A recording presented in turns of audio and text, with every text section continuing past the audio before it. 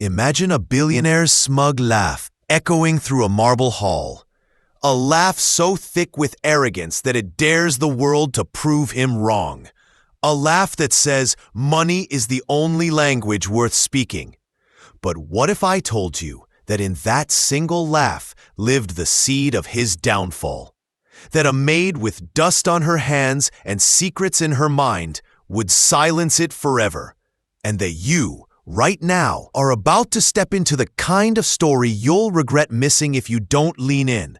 So before I unravel it piece by piece, let me ask you, if this story makes your heart pound and your jaw drop like his, wouldn't you want to subscribe? Wouldn't you want to make sure you never miss the next twist waiting for you around the corner? Because this is not just a tale of power and servitude. This is about what happens when the underestimated rise and the untouchable fall. So tap that subscribe before we continue, because trust me, you're going to need to hold on tightly.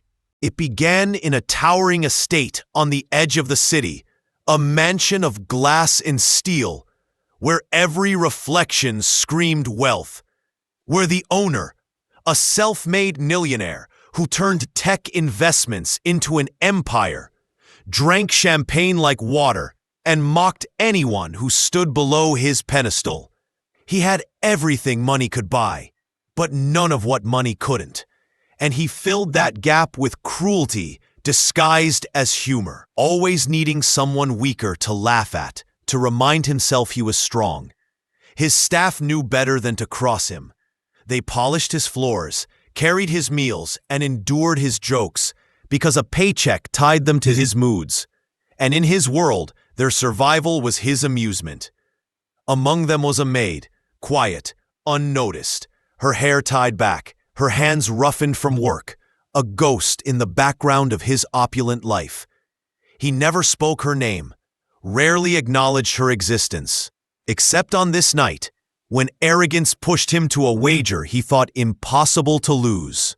A guest had brought him an ancient manuscript, a collection of symbols and phrases older than any modern tongue, something historians couldn't even place, and the millionaire, tipsy with power and wine, laughed so loudly the chandeliers quivered.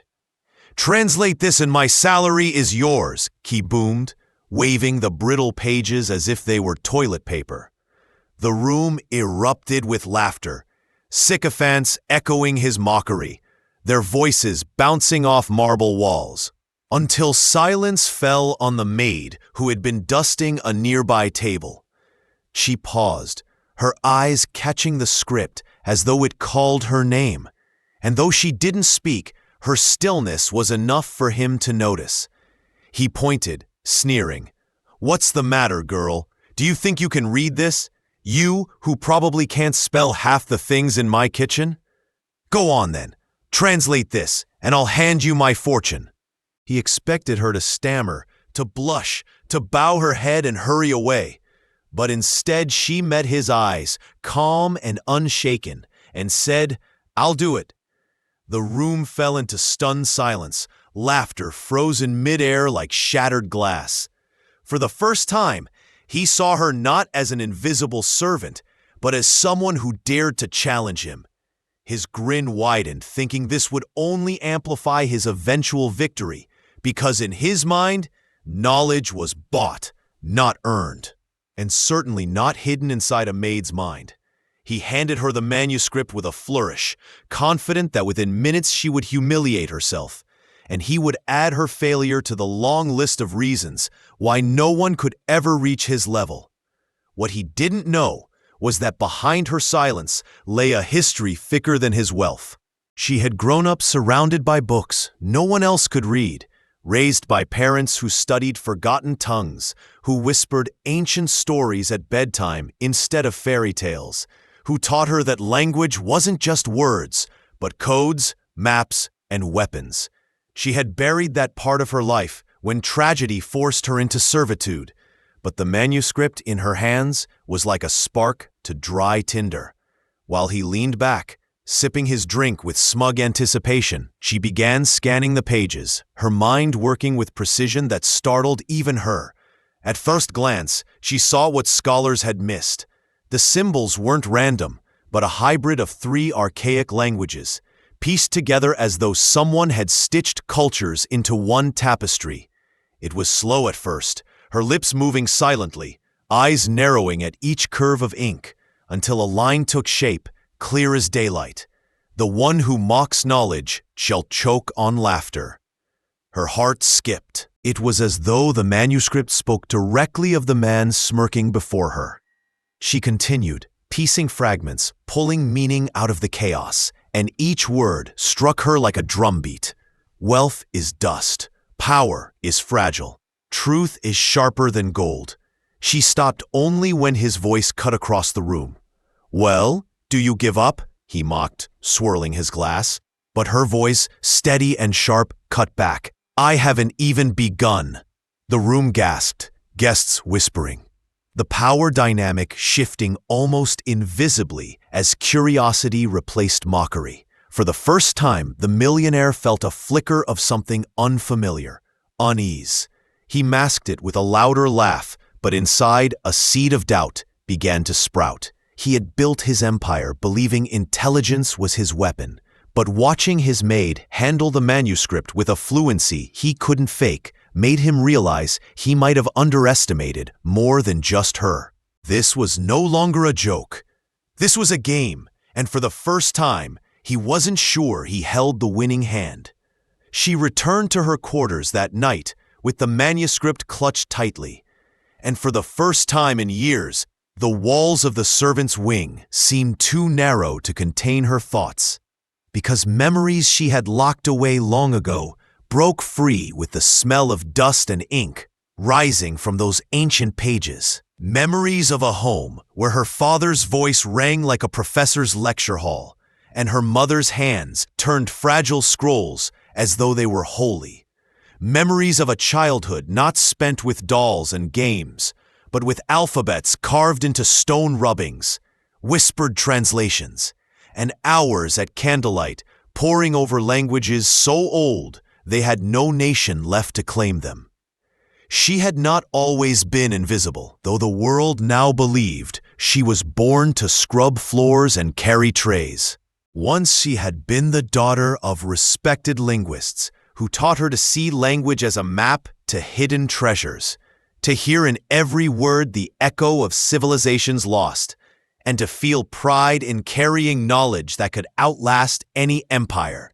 But war tore through their country like wildfire, scattering her family, burning their library, and leaving her alone with only fragments of what she had learned. To survive, she buried her brilliance beneath humility, taking the lowest work she could find, knowing that people rarely harm what they do not see, and so she played the role of silent maid, waiting tables for the arrogant man whose wine cost more than her month's pay. Every day she scrubbed marble floors, her mind replaying lines of Sanskrit and hieroglyphics, her heart aching for the smell of parchment, until the manuscript appeared, almost as though fate had slid it into her path, testing whether the flame of her childhood had truly been extinguished. She had not spoken of her past to anyone, not even in whispers to herself at night, because secrets were safer when forgotten. But now, as she turned the brittle pages, her parents' voices rose again inside her, guiding her through each strange character, reminding her that power was never in gold or castles, but in the ability to see meaning where others saw chaos. She remembered her father's warning. One day, those who laugh at learning will find themselves undone by it, and realize that perhaps the manuscript was not just a relic, but a weapon, and she, the forgotten maid, was the only one alive who could wield it. The next morning, while the millionaire slept off his wine and laughter, she sat by the faint light, filtering through the servant's window, and traced the manuscript with her finger, following the curves and slashes as if they were veins leading to a beating heart. And what had seemed like fragmented poetry the night before began to weave into sentences that chilled her For the text spoke not of myths or gods, but of power and betrayal written as prophecy. And the more she pieced it together, the clearer it became that the words formed a warning disguised as story. A tale of a ruler who built his empire on arrogance, who mocked the wisdom of those beneath him, and who was undone not by armies or famine, but by one forgotten soul who held the key to knowledge he dismissed. She whispered the lines softly, almost afraid to give them voice. The house built on gold shall crack when the tongue of the servant speaks, and the laughter of the mighty shall turn to silence. At first, she thought it coincidence, a vague riddle that could fit any tyrant. But as she turned the page, she saw more. Descriptions that mirrored the mansion itself, the glittering halls, the guests who bowed for wealth, the leader whose pride blinded him. And suddenly, it was as though the manuscript had been written for this very moment in time. When the millionaire finally stumbled into the dining room later that day and demanded entertainment, she was summoned to present her progress, and with steady breath, she read a passage aloud.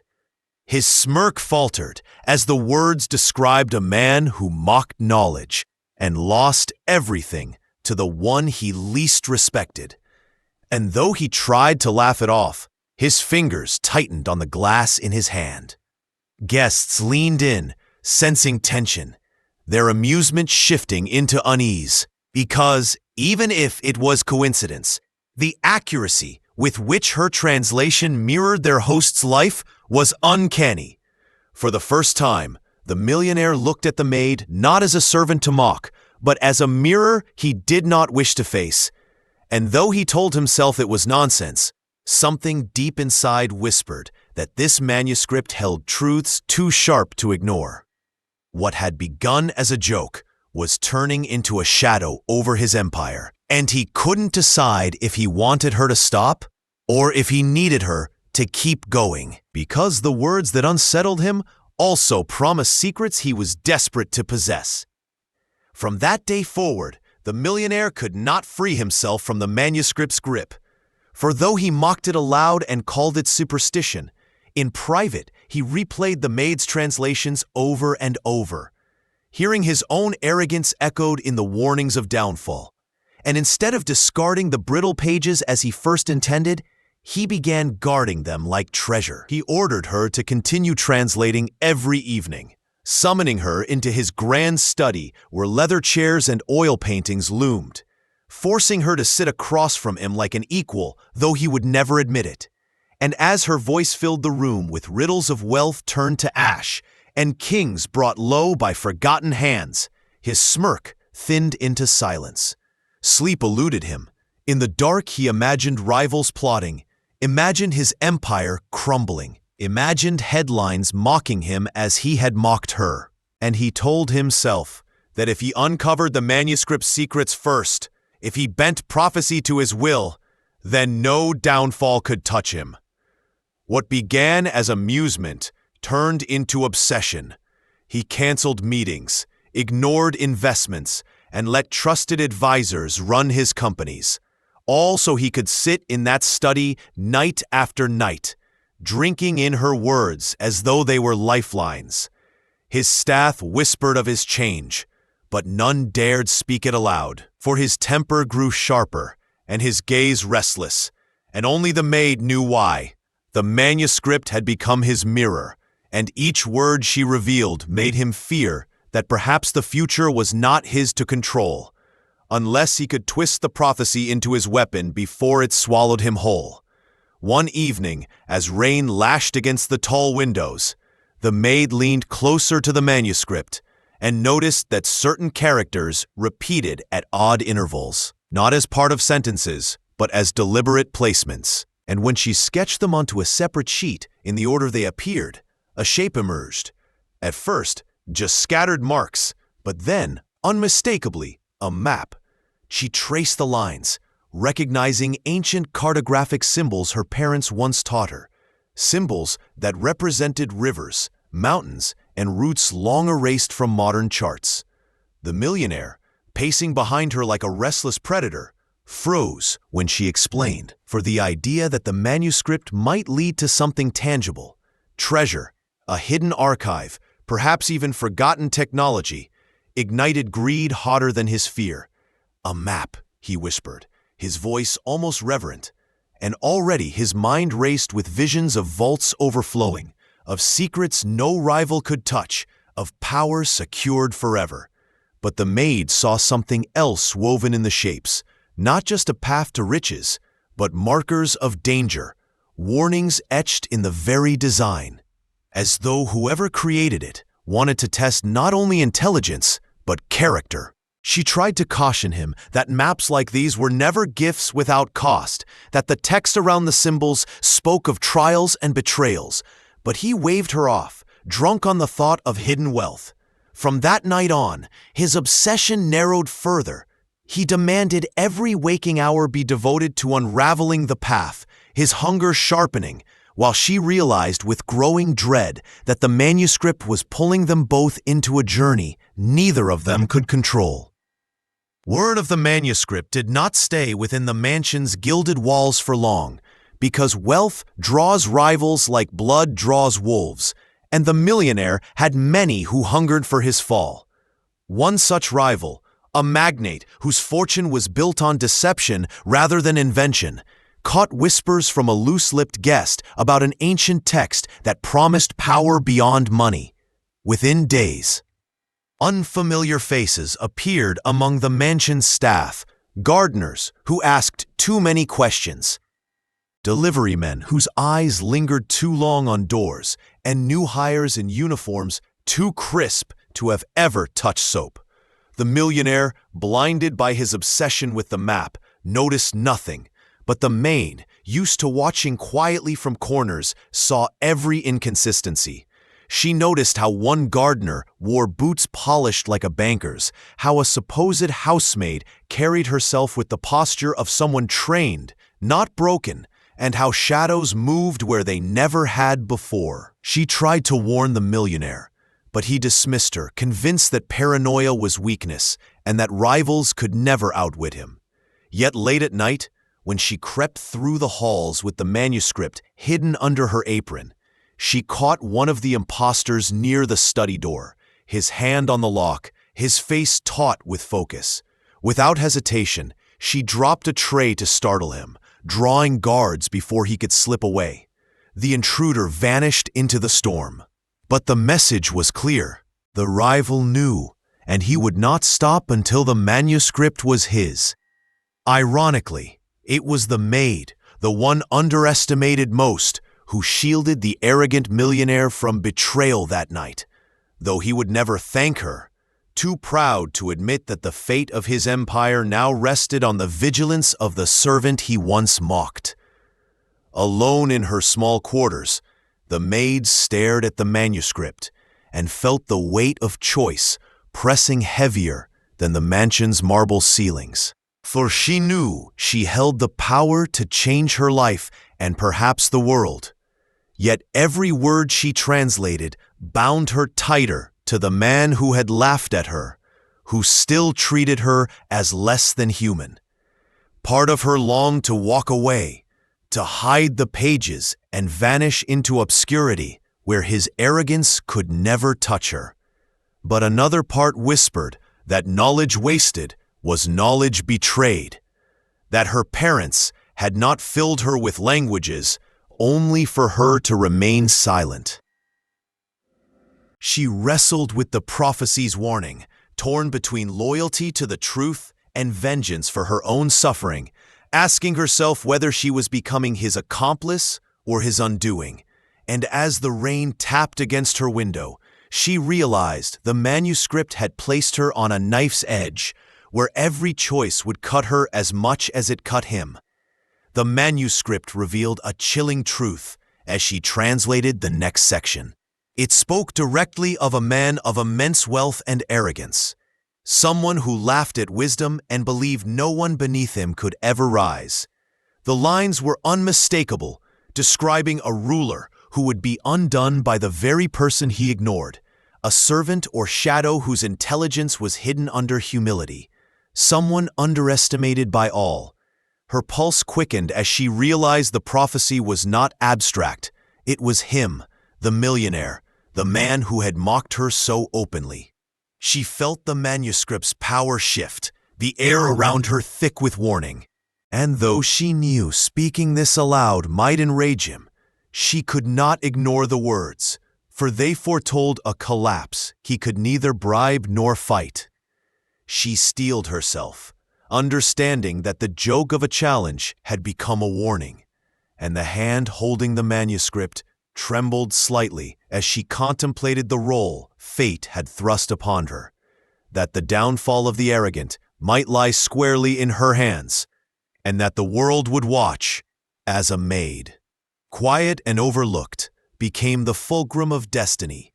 The millionaire's closest advisor, who had long tolerated his boss's whims for profit, now schemed in silence, noticing how obsessed the man had become with the manuscript and the Maid's translations. Greed and ambition fueled the advisor, who saw in the fragile pages a path to power that could rival the millionaire himself. Late nights were spent crafting plans, sending subtle signals to rival tycoons, and planting seeds of doubt in the mansion. All while the millionaire remained blind, entranced by the maid's intellect and the promise of hidden knowledge. Meanwhile, the maid's keen perception caught signs of betrayal, the misplacement of objects, a glance too long, a whispered conversation she overheard.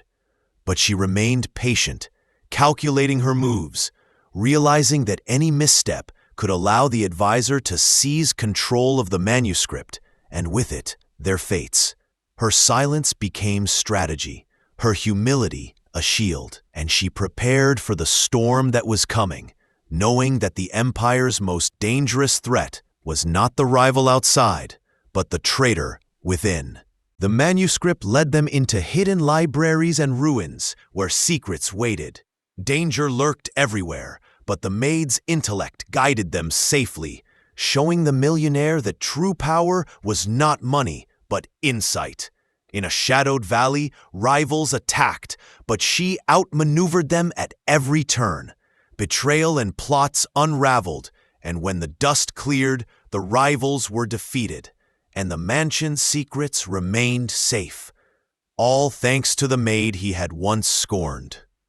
When the final translation was complete, the truth struck harder than any treasure could. The manuscript had never promised gold, wealth, or dominance. It had been a guide to liberation, a map showing that those overlooked, underestimated, and silenced could rise to command their own destinies. The maid, who had borne the burden of knowledge, walked away with rewards that were both tangible and intangible, her intellect and bravery reshaping her life. The millionaire stood speechless, his jaw dropping, realizing that laughter, arrogance, and disdain had blinded him to the one person whose skill and courage had saved him and his empire alike, and that in trying to mock knowledge, he had unwittingly made it the instrument of his own humility.